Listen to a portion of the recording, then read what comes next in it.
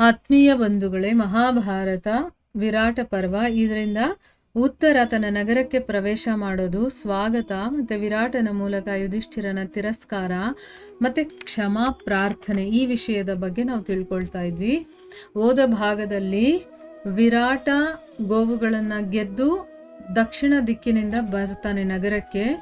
ಆಮೇಲೆ ಉತ್ತರ ಎಲ್ಲಿ ಅಂತ ಕೇಳಿದಾಗ, ನೀವಿಲ್ಲದೆ ಇದ್ದಾಗ ಕೌರವರು ನಮ್ಮ ಗೋವುಗಳನ್ನೆಲ್ಲ ಅಪಹರಣ ಮಾಡ್ಕೊಂಡು ಹೋಗ್ತಾ ಇದ್ರು, ಅದಕ್ಕೆ ಅದನ್ನೆಲ್ಲ ಬಿಡಿಸ್ಕೊಂಡು ಬರ್ತೀನಿ ಅಂತ ಯುದ್ಧಕ್ಕೆ ಹೋಗಿದ್ದಾನೆ ಒಬ್ಬನೇ ರಥ ತಗೊಂಡು. ಸಾರಥಿಯಾಗಿ ಬೃಹನ್ನಳೆ ಹೋಗಿದ್ದಾಳೆ ಅಂತಂದ್ಬಿಟ್ಟು ಹೇಳಿದಾಗ, ನನ್ನ ಮಗ ಬದುಕಿರ್ತಾನೋ ಇಲ್ವೋ ಅನ್ನೋದೇ ನನಗೆ ಡೌಟು ಅಂತ ಹೇಳಿದಾಗ ಯುಧಿಷ್ಠಿರ ಮಹಾರಾಜ ಹೇಳ್ತಾನೆ, ಬೃಹನ್ನಳೆ ಹೋಗಿದ್ದಾಳೆ ಅಂತಂದಮೇಲೆ ಅವನು ಎಲ್ಲರನ್ನೂ ಗೆದ್ಕೊಂಡು ಬರ್ತಾನೆ ಅಂತಂದ್ಬಿಟ್ಟು ಹೇಳ್ತಾರೆ.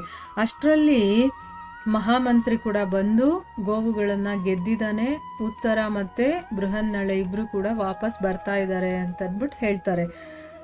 ಆಗ ಯುಧಿಷ್ಠಿರ ಮಹಾರಾಜ ಹೇಳ್ತಾನೆ, ಇದು ಬಹಳ ಸೌಭಾಗ್ಯದ ವಿಷಯ. ಏನು ಅಂತಂದರೆ, ಗೋವುಗಳನ್ನು ಗೆದ್ದು ವಾಪಸ್ಸು ತಂದಿದ್ದಾರೆ ಮತ್ತು ಕೌರವರು ಸೋತು ಓಡ್ ಹೋಗಿದ್ದಾರೆ. ಆದರೆ ಇದರಲ್ಲಿ ಆಶ್ಚರ್ಯ ಪಡುವಂಥ ಅವಶ್ಯಕತೆ ಇಲ್ಲ. ಯಾಕೆ ಅಂತಂದರೆ, ಯಾರ ಸಾರಥಿ ಬೃಹನ್ನಳೇನೋ ಅವರ ವಿಜಯ ಅಂತೂ ನಿಶ್ಚಯ. ಅವರು ಗೆಲ್ಲೋದಂತೂ ಖಂಡಿತವಾಗಿಯೂ ಕೂಡ ಹಾಗೆ ಆಗುತ್ತೆ, ಅವ್ರು ಗೆದ್ದೇ ಗೆಲ್ತಾರೆ ಅಂತಂದ್ಬಿಟ್ಟು ಒಂದು ಕಾನ್ಫಿಡೆನ್ಸಲ್ಲಿ ಹೇಳ್ತಾ ಇದ್ದಾನೆ. ಅರ್ಜುನನನ್ನು ಹೊಗಳ್ತಾ ಇದ್ದಾನಲ್ಲ, ಮಗನ ವಿಜಯದ ಸಮಾಚಾರವನ್ನು ಕೇಳಿ ವಿರಾಟನ ಹರ್ಷಕ್ಕೆ ಪಾರವೇ ಇಲ್ಲ. ಅವನಿಗೆ ತಡ್ಕೊಳಕ್ಕಾಗ್ತಾ ಇಲ್ಲ, ಅಷ್ಟೊಂದು ಸಂತೋಷ ಆಗ್ತಾ ಇದೆ. ಯಾಕಂದರೆ ಕೌರವರು ಅಂತಂದರೆ ಒಂದು ಸ್ಟ್ರಾಂಗ್ ಆಗಿರುವಂಥವ್ರು, ಅವರನ್ನೇ ಗೆದ್ದಿದ್ದಾನೆ ಅಂತಂದಾಗ ಯಾರಿಗೆ ತಾನೇ ಸಂತೋಷ ಆಗಲ್ಲ. ಅವನ ಶರೀರದಲ್ಲಿ ರೋಮಾಂಚನವಾಗುತ್ತೆ.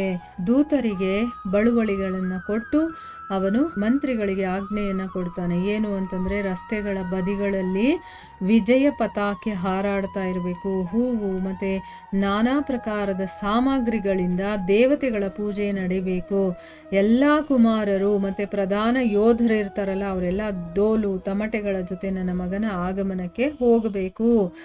ಮತ್ತು ಒಬ್ಬ ಮನುಷ್ಯ ಆನೆ ಮೇಲೆ ಗಂಟೆಯನ್ನು ಬಾರಿಸ್ತಾ ನಮ್ಮ ನಗರದಲ್ಲಿ ಎಲ್ಲ ನನ್ನ ವಿಜಯದ ಸಮಾಚಾರವನ್ನು ಹೇಳಲಿ ಅಂತಂದ್ಬಿಟ್ಟು ಅವನು ಒಂದು ಆಜ್ಞೆಯನ್ನು ಕೊಡ್ತಾನೆ. ರಾಜನ ಈ ಆಜ್ಞೆಯನ್ನು ಕೇಳಿ ಸಮಸ್ತ ನಗರ ನಿವಾಸಿಗಳು, ಸೌಭಾಗ್ಯವತಿ ತರುಣಿ ಸ್ತ್ರೀಯರು ಮತ್ತು ಸೂತ ಮಾಗದ ಮುಂತಾದ ಮಂಗಳಕರವಾದ ವಸ್ತುಗಳನ್ನು ಕೈಯಲ್ಲಿ ಹಿಡ್ಕೊಂಡು ಡೋಲು ತಮಟೆಗಳ ಜೊತೆ ವಿರಾಟ ಕುಮಾರನಾದ ಉತ್ತರನನ್ನು ಕರ್ಕೊಂಡು ಬರೋದಕ್ಕೆ ಮುಂದೆ ಹೋಗ್ತಾರೆ. ಇವರನ್ನೆಲ್ಲ ಕಳಿಸಿದ ಮೇಲೆ ರಾಜ ವಿರಾಟ ಬಹಳ ಪ್ರಸನ್ನನಾಗಿ ಹೇಳ್ತಾನೆ, ಸೈರಂಧ್ರಿಯೇ ಹೋಗು, ದಾಳಗಳನ್ನು ತಗೊಂಡು ಬಾ. ಕಂಕರೆ ಈಗ ಪಗಡೆ ಆಡೋದಕ್ಕೆ ಪ್ರಾರಂಭ ಮಾಡಬೇಕು. ಅಂದರೆ ತುಂಬ ಸಂತೋಷವಾಗಿದ್ದಾನಲ್ಲ ಅವನು, ಅದಕ್ಕೀಗ ಪಗಡೆ ಆಟ ಆಡೋಣ ಅಂತಂದ್ಬಿಟ್ಟು ಹೇಳ್ತಾನೆ. ಇದನ್ನು ಕೇಳಿ ಯುಧಿಷ್ಠಿರ ಹೇಳ್ತಾನೆ, ನಾನು ಕೇಳಿದ್ದೀನಿ, ಅತ್ಯಂತ ಹರ್ಷದಿಂದ ತುಂಬಿರುವ ಚಾಲಾಕಿ ಆಟಗಾರರ ಜೊತೆ ಜೂಜನ್ನು ಆಡಬಾರದು. ಈಗ ನೀವು ಕೂಡ ಬಹಳ ಆನಂದಮಗ್ನರಾಗಿದ್ದೀರಾ, ಅದಕ್ಕೋಸ್ಕರ ನಿಮ್ಮ ಜೊತೆ ಆಡುವಂಥ ಸಾಹಸ ನನಗಿಲ್ಲ. ನೀವು ಯಾಕೆ ಜೂಜನ್ನು ಆಡ್ತೀರಾ? ಇದರಲ್ಲಿ ಬಹಳಷ್ಟು ದೋಷಗಳಿದೆ. ಎಲ್ಲಿವರೆಗೆ ಸಂಭವವಾಗುತ್ತೋ, ಅಂದರೆ ನಮ್ಮ ಕೈಲಾದಷ್ಟು ಅದನ್ನು ತ್ಯಾಗ ಮಾಡೋದು ಒಳ್ಳೆಯದು. ನೀವು ಯುಧಿಷ್ಠಿರನನ್ನು ನೋಡಿರಬಹುದು ಅಥವಾ ಅವನ ಹೆಸರನ್ನಾದರೂ ಕೇಳಿರ್ಬೋದಲ್ವಾ. ಅವನು ತನ್ನ ವಿಶಾಲ ಸಾಮ್ರಾಜ್ಯವನ್ನು ಮತ್ತು ತಮ್ಮಂದ್ರನ್ನು ಕೂಡ ಜೂಜಲ್ಲಿ ಸೋತು ಹೋಗಿದ್ದ. ಅದಕ್ಕೋಸ್ಕರನೇ ನಾನು ಜೂಜು ಅನ್ನೋದನ್ನು ಇಷ್ಟನೇ ಪಡೋದಿಲ್ಲ. ಆದರೂ ಕೂಡ ನೀವೇನಾದರೂ ವಿಶೇಷವಾಗಿ ಇಷ್ಟಪಡೋದೇ ಆದರೆ ನಾವು ಆಡೋಣ ಅಂತಂದ್ಬಿಟ್ಟು ಹೇಳ್ತಾನೆ. ಜೂಜಿನ ಆಟ ಆರಂಭವಾಗುತ್ತೆ.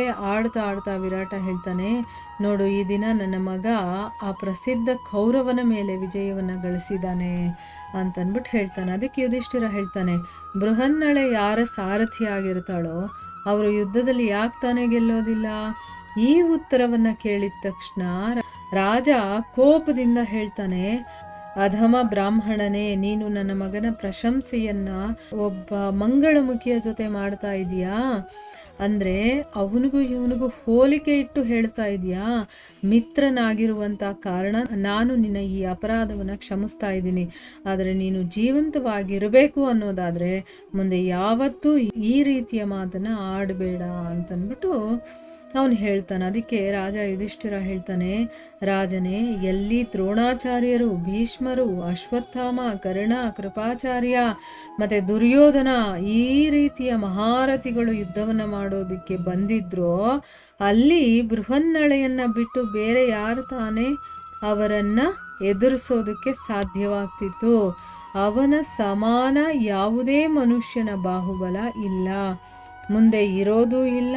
ಯಾರು ದೇವತೆಗಳು, ಅಸುರರು ಮತ್ತು ಮನುಷ್ಯರ ಮೇಲೂ ಕೂಡ ವಿಜಯವನ್ನು ಪಡೆದಿದ್ದಾನೋ ಅಂತಹ ವೀರನನ್ನು ಸಹಾಯಕನಾಗಿ ಪಡೆದು ಉತ್ತರ ಯಾಕೆ ವಿಜಯಿ ಆಗೋದಿಲ್ಲ ಅಂತಂದರೆ, ಅಂಥ ದೇವತೆಗಳು, ಅಸುರರು, ಮನುಷ್ಯರು ಇವರನ್ನೇ ಅವನು ಗೆದ್ದಿದ್ದಾನೆ ಅಂತಂದಮೇಲೆ ಅಂಥ ವೀರನೇ ನಿನ್ನ ಮಗನ ಸಾರಥಿ ಆಗಿರಬೇಕಾದ್ರೆ ಅವನು ಗೆಲ್ಲೋದಿಲ್ಲ ಅಂತ ಹೇಗೆ ತಾನೇ ಹೇಳೋದಕ್ಕೆ ಸಾಧ್ಯ ಅಂತಂದ್ಬಿಟ್ಟು ಇಲ್ಲಿ ಹೇಳ್ತಾ ಇದ್ದಾರೆ. ಇದರ ಮುಂದುವರಿದ ಭಾಗ ಇನ್ನೂ ಇದೆ, ಅದನ್ನು ನಾವು ಮುಂದಿನ ಭಾಗದಲ್ಲಿ ತಿಳ್ಕೊಳ್ಳೋಣ. ಹರೇ ಕೃಷ್ಣ.